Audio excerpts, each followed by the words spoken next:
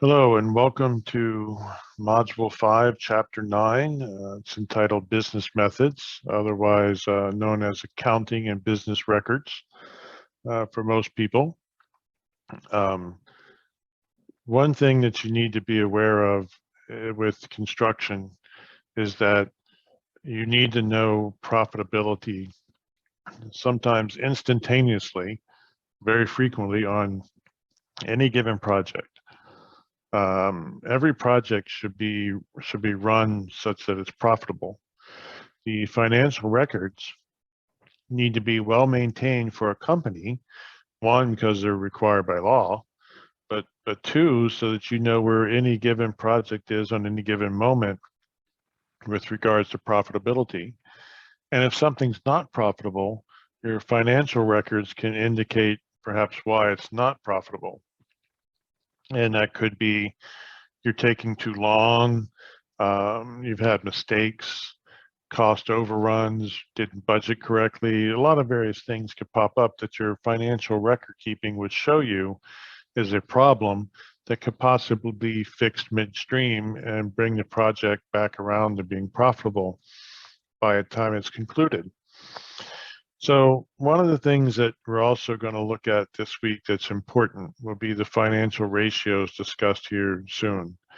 Financial ratios are a way of determining the financial health of a company, and you will have an assignment due this week with regards to the financial health of Lennar. Lennar Construction is a publicly traded company that files annual reports to the SEC. You'll review one of those reports and determine the health of the company and the trends of the company. So certainly pay attention to that part of it and read the book very carefully. First thing we're going to look at is accounting methods. Usually a company is going to have a corporate office, someplace where their headquarters are, and they'll have one accounting system for the entire company. And that's going to be true ultimately for every company, that there is one set of books, so to speak, that will handle the entire company and determine its overall profitability from year to year. However, sometimes on large companies that have a cost plus type of project, there might be a set of books that sit at the local at the project. You know, sometimes maybe in the trailer, or there might be a local office someplace for a project that's next to a construction site. Anything along those lines, there might be a separate set of books for handling just that project. And every project is also going to be tracked individually, whether on site or records will be maintained on or gathered on site and given to the corporate headquarters. One way or the other, we're going to always have some sort of project by project type accounting, as well as a corporate account. There are two basic types of accounting, and this is like accounting 101. There is a cash basis and the accrual system, accrual basis. So cash basis, simply put, is you don't recognize income until you receive payment. You know, plain and simple. Cash in hand means I have payment. The accrual recognizes income when it's billed. When you've invoiced somebody, it goes into accounts receivable, and that is that's the basis of the accrual system. The advantages, the book talks a little bit about it. Small businesses tend to use the cash basis. I've always been cash basis for everything I do. Larger companies tend to be the accrual system. Cash basis make things very simple, but the accrual side of it can be a positive thing if you need to borrow money, if you need to show that things are, you know, good standing for you financially, that you've got a lot of things out there where you're looking at, I have this much owed to me on the books. Now, what you don't want is a very large accounts receivable that is 90 days, 120 days, 180 days old. If you have a large account receivable, you want to be an average of 30 to 60 days on payment so that you can show that to lenders and investors that things are healthy.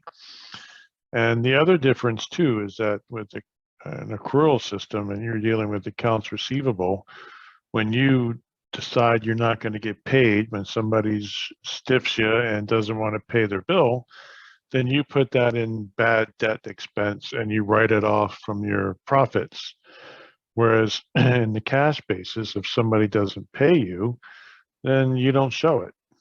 You can invoice people all day long. It doesn't matter if they pay you or not as far as the accounting goes. But the moment they pay you, you'll receive that income and recognize it as income. So that's the two differences between the cash method and the accrual method. Take a look at your book on page 255 at 9.1.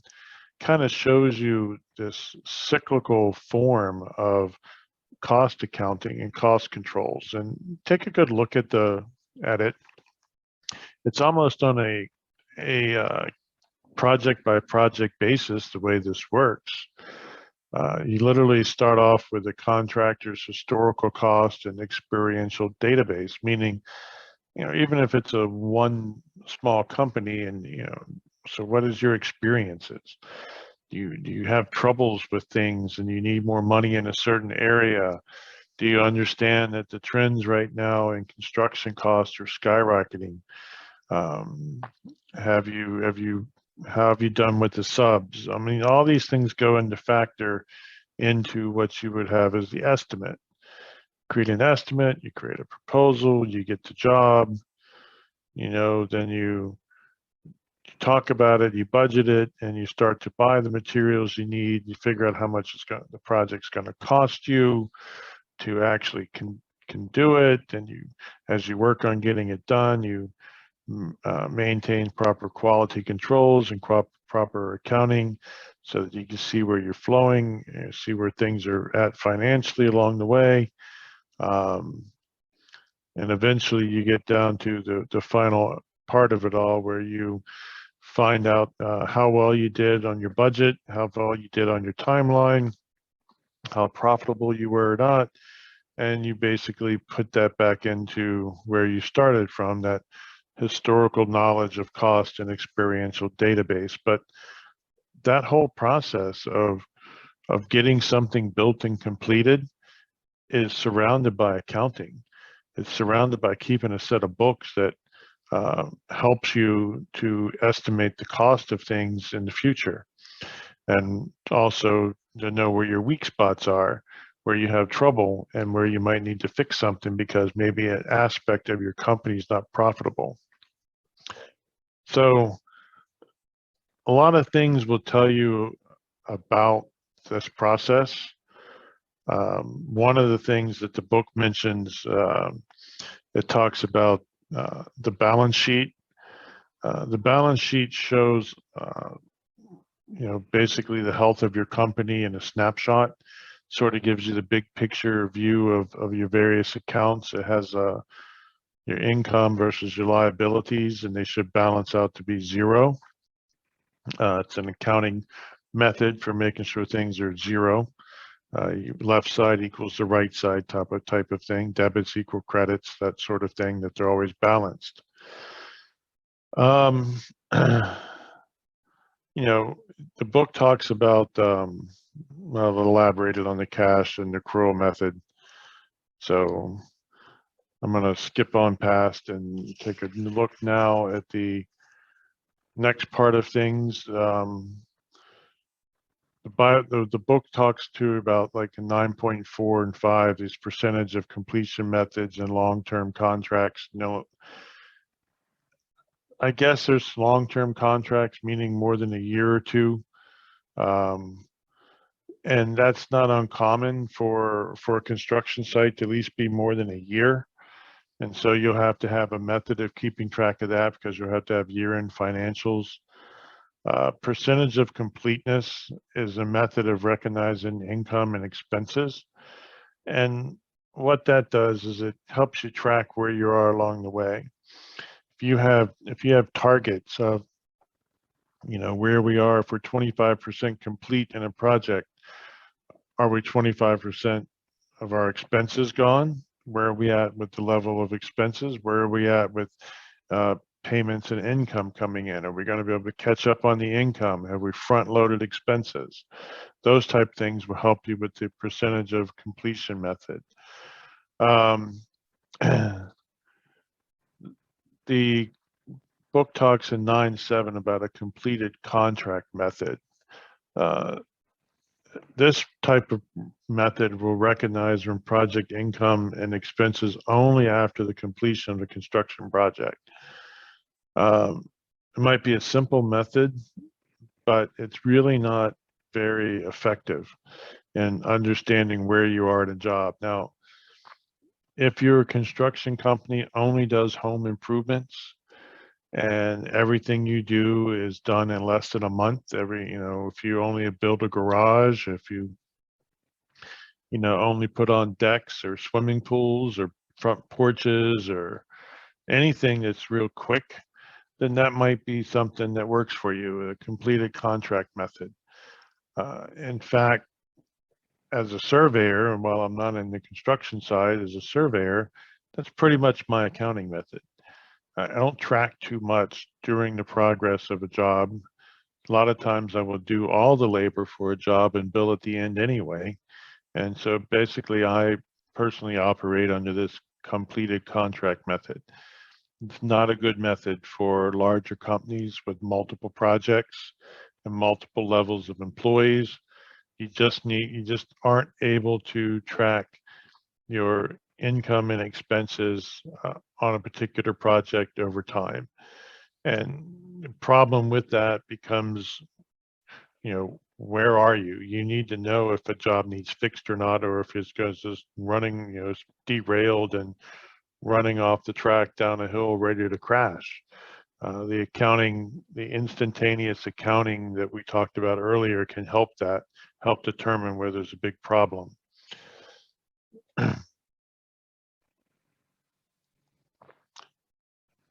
Next, we'll look at financial statements, 9.8. Financial statements are imperative to the health of a company. You will look at financial statements on a monthly, quarterly, semi-annual, annual basis. You may even look at some financial statements for a period of years at a time. So reasons for this are pretty clear. The more you know about your finances and the sooner you know them, the better off you're going to be. If you wait 6 months to find out you're losing money, that's probably about 5 months too long. You really should have monthly financial statements. Because assuming you're working with a larger company, you're gonna want to know what you're doing monthly. Even myself, I track monthly expenses, monthly income, monthly billing, monthly collections, and collections are different than income, but I track all of that monthly for each of my businesses, and I know what's going on month to month, and I can also have graphs that help me with charts to see if there's any trends and as far as business growth, that type of thing. So financial statements are important because you need to look at them quickly. One of the things that is mentioned here in the text is the income statement. The income statement is a basic, it's income statement, but it's a basic financial, what am I looking for here? I guess an exhibit or something along those lines. They're there for you to understand where your income is coming from during a period of time. So the book talks about the particulars of that particular 9.2, how it was made and which form of accounting basis was used. But this particular one is looking at a project. And so if you look at this situation here and you have project income, less project costs, including office overhead, this is how they track income. So now we have net income, other income. They earn discounts? They had equipment rental, miscellaneous sorts of income, and then you see a total here. Net income before taxes on income. All these things are listed and totaled, less taxes paid out in income, state and income taxes, then a net after the taxes. So you start to see how you break down an income statement for a period of time that is a snapshot of what comes in and the expenses that go out. It doesn't necessarily mean, it's total income or total profit, that sort of thing, but it shows you the income. At the end, you get a balance. It's called retained earnings that carry over. You add the income from one period to the previous retained earnings from another period, and you end up with a statement here. It talks about a total, but in the bottom says earnings per share on net income. That's actually talking about corporate stocks. So something like an income statement is pretty simple and pretty basic, but you get an idea that if you have an income statement for a project for a month, you'll understand where you're at on that as a project manager. And you'll know if you need to correct things. And a lot of times your expenses are front loaded.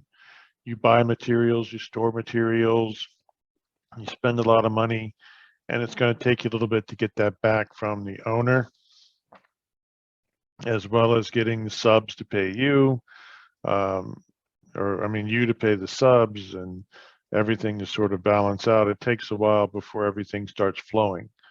So that's the income statement. Next, we're going to look at the balance sheet. Look at your exhibit on figure 9.3, page 261 of your book. This is a balance sheet. The balance sheet always has assets must equal liabilities plus net worth. So that kind of makes sense from the income statement, where the income statement, has all the income coming in, the expenses going out, and then it comes down, it totals up something called retained earnings and adds that retained earnings to the prior balance of retained earnings. So with the balance sheet, you look at a lot more detail. Sometimes you can have some very large and complicated balance sheets depending on the type of company. When I was in law school, we looked at balance sheets for McDonald's and Walmart. They were huge. If I give you a balance sheet from my company, it's a one-pager. These were multiple pages, tens of pages in dealing with the particular assets they had and different stocks and different expenses. It was amazing, all the things that are tracked in those multi-billion-dollar companies. So looking here on figure 9.3, a balance sheet, you always have on the left are the assets, on the right are liabilities, and you'll have a difference between assets and liabilities, and hopefully that's called profit, or as the balance sheet looks at is net worth or retained earnings. So looking at some of the things, and I'm actually looking right out of the book for you, the current assets. Current assets are cash. What have you got in a checking account, or what have you got as on a deposit, notes, receivable. If somebody owes you money, and I don't mean accounts receivable, but somebody's borrowed money from you and you hold a note on them. In this particular case, the company that's being used has accounts receivable. That is an accrual system that we know we can tell that right away by accounts receivable. Various deposits and miscellaneous receivables. In other words, somebody pays you ahead of time. You get some money up front for something. Inventory. This is a company that sells, pushes out some products. In other words, you're storing, usually with inventory, you're selling something. So whether or not, every company looks at inventory, meaning how many 2x4s, or how many steel beams I have, that sort of thing. It's unclear to me how companies will handle that. In this particular one, they're keeping their supplies as inventory. And then there's an item called prepaid expenses. That's where you pay ahead sometimes, some of your expenses. That could be cell phones, it could be utility bills, it could be, purchase gasoline or diesel and tanks, have them filled up. There's a handful of prepaid expenses, as well as like insurance. Insurance is often a prepaid expense. Some other current assets it talks about here is like notes receivable, non-current versus current in the previous one. Again, that's just where somebody owes you money and you hold a note on them. And then there's assets or property, your buildings, your equipment, your cars, your trucks, even right down to your office furniture, your computers. Everything along the lines like that is property, whether it's real property in land or buildings, or whether it's personal property, meaning your supplies and your vehicles and anything that's not attached to the land. And then your assets get reduced by accumulated depreciation. We're going to talk later about depreciation, but assets are only good for a life of the asset, meaning computers don't last forever. You get a computer and it slowly wears down and it slowly wears out. And if you're fortunate, you can keep one for 3 or 4 years before it's just not working very well. And at that point, what's it worth? You might have paid $2,000, $3,000 for a really top-end laptop. And by the time you get done 4 years later, you know how many different versions have come out and how much better everything is, how much faster it all is, and yours is not worth very much. So accounting has a way of handling that called depreciation. Most things that we'll look at later are straight line depreciation, but there's some other reasons to have different types of depreciation. But everything depreciates. Even buildings depreciate. You usually have a commercial life of a building of 30 to 40 years, and even that depreciates. There's one thing that you can own that usually does not depreciate, and that's land. Land tends to go up in value, but for the purposes of companies, they at times can depreciate the land, and then they'll have to realize a greater gain if they ever sell everything. So that's the asset side. The liabilities, we can look at this. So again, we see that this company is an accrual basis because they have accounts payable. I didn't mention that before. Accounts payable goes onto your, for me, I'm a cash basis, so accounts payable doesn't mean anything to me. It does, I need to pay the bill. But until I pay the bill, I don't realize the expense. Here, accounts payable, they become expenses when they're billed to you, not when you pay them. So if you get a insurance bill that's not due for a month, or if you get some other bill that's not due for a month, it's going to go on your books as an expense, and 29 days later, you'll pay the bill the whole time you carried it as an expense. So that's accounts payable. Monies due subcontractors, accrued expenses and taxes, meaning items that you've been paying for, like taxes you've been withholding from people's, and you're saving them and have to deposit them in the state or federal system. Other current liabilities are equipment contracts. That's like a maintenance contract on your equipment. Provisions for income taxes, setting, withholding, that type of thing for future income tax payments. Deferred credits, income billed on jobs in progress. So again, you're offsetting things here with different liabilities.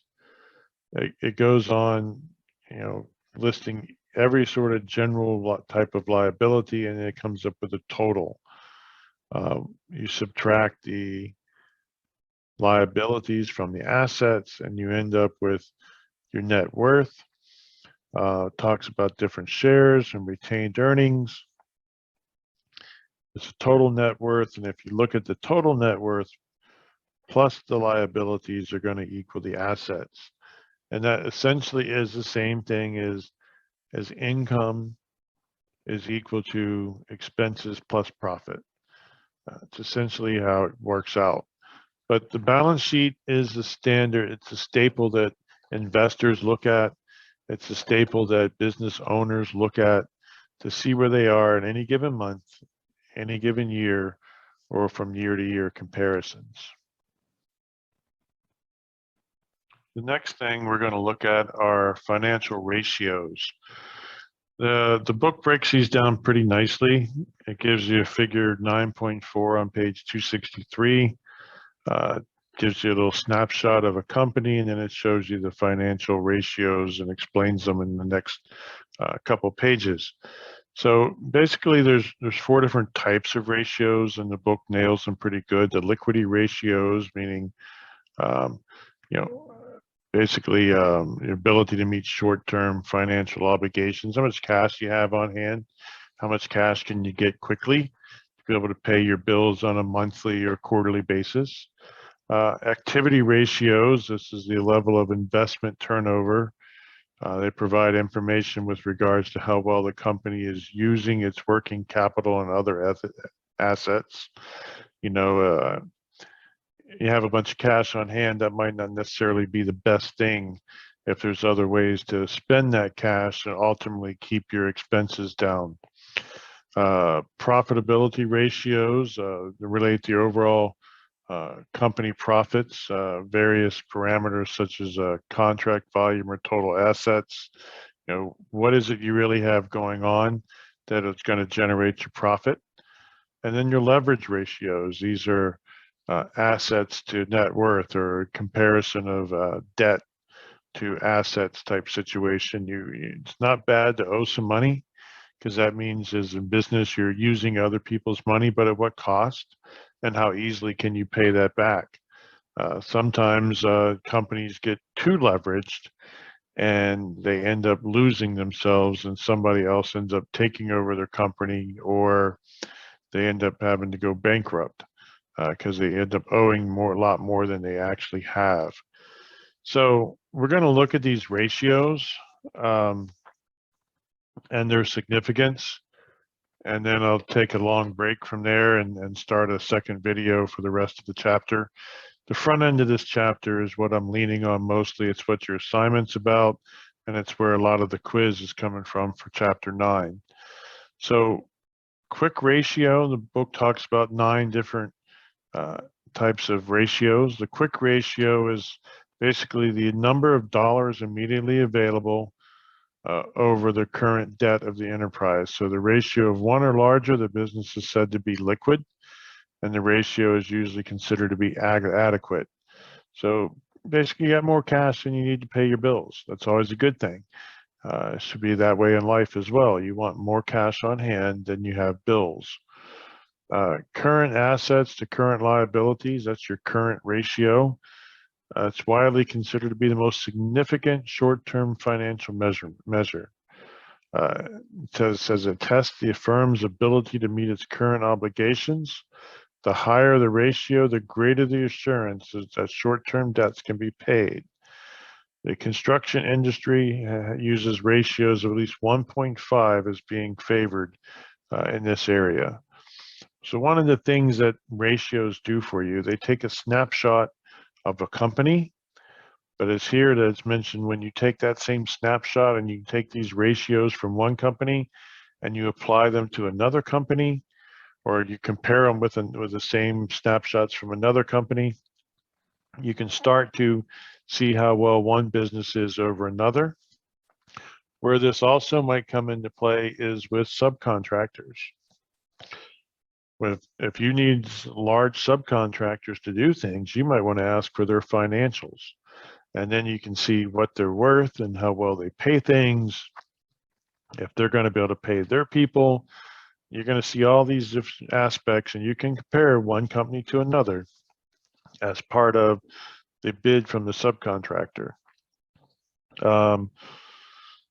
Next is the debt to equity ratio.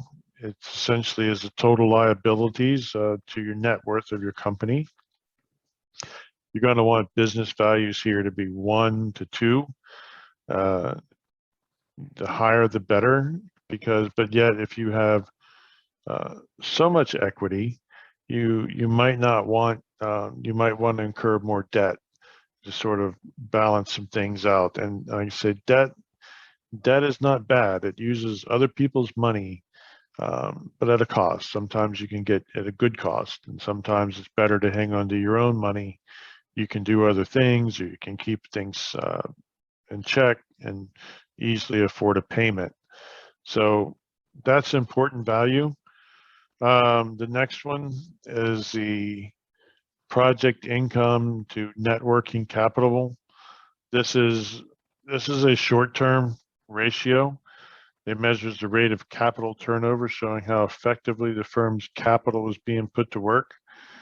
What that means is, as money comes in, how well are you using it?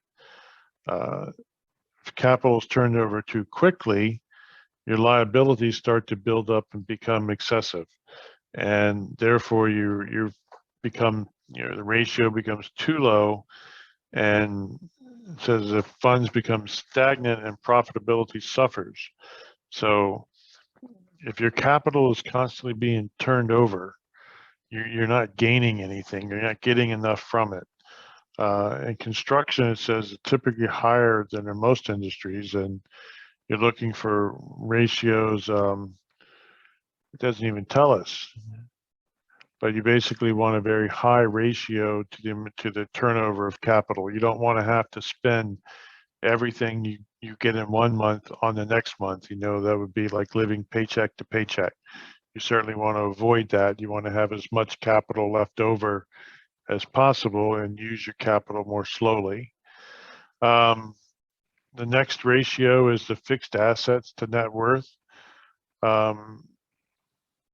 This type of ratio is used higher, meaning the higher the value, the ratio is undesirable because heavy investment in fixed assets, principally equipment or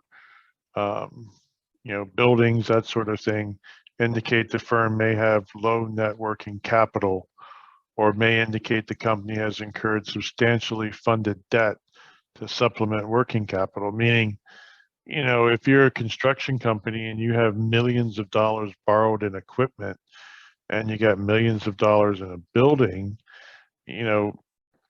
how easily can you pay that back? It becomes a problem. So you want low numbers on this one. And essentially what it does for you is you don't want a ratio that could be so high that shows you have too much debt. Even though you got good income coming in, you got good jobs, what are you doing with it? You can't quite hang on to all of it because you got to go make these payments that absorb all of your income so that there's no profit left. While a project is profitable, you've made decisions now that the company itself is not profitable because of all the debt.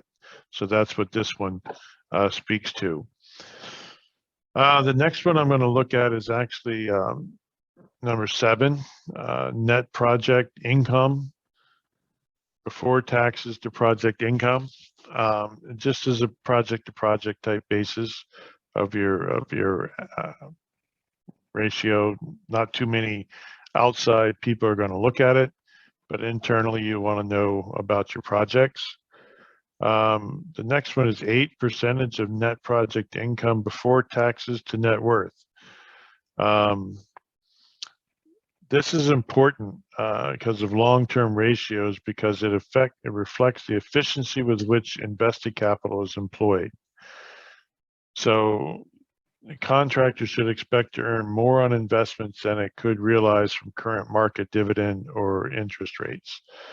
So, you know, if you're a company and you take $100,000 and you invest that in the stock market, or you invested certainly in say CDs or something, you know, you're not CDs, safe, what do they call it, savings accounts. Those things only get you a small percentage. If you put something in the stock market, you could possibly aggressively invest it to get 7 to 10% back, maybe 15 in a good year. But if you invest that in a project and you buy buy $75,000 worth of material and $25,000 worth of labor, and you build something that's now worth $150,000, you see the return. That's what this does for you. That's what this ratio describes as that net project income and how well you're utilizing your capital. And then the last one was percent net project income to total assets. It relates to company profits to the level of assets available to earn a profit. So where that comes into play is like if you have equipment, those are assets. The need for equipment the equipment helps you produce money. So it's like example, in the construction side of it, it was machine controlled equipment. It costs more to have machine control equipment, but now you don't always pay an operator, or you don't ask as much from the operator. And not only that, there's less waste.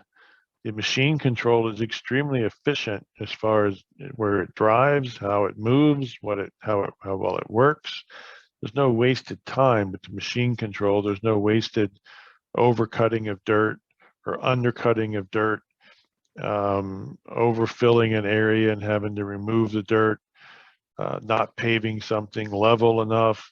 All this stuff is corrected with machine control. So while your assets might be high in equipment, that equipment's making you money. And that's what this particular ratio shows you. I'm going to go ahead and pause here and wrap this one up as part 1. And then I'll much more quickly, finish off the rest of the chapter.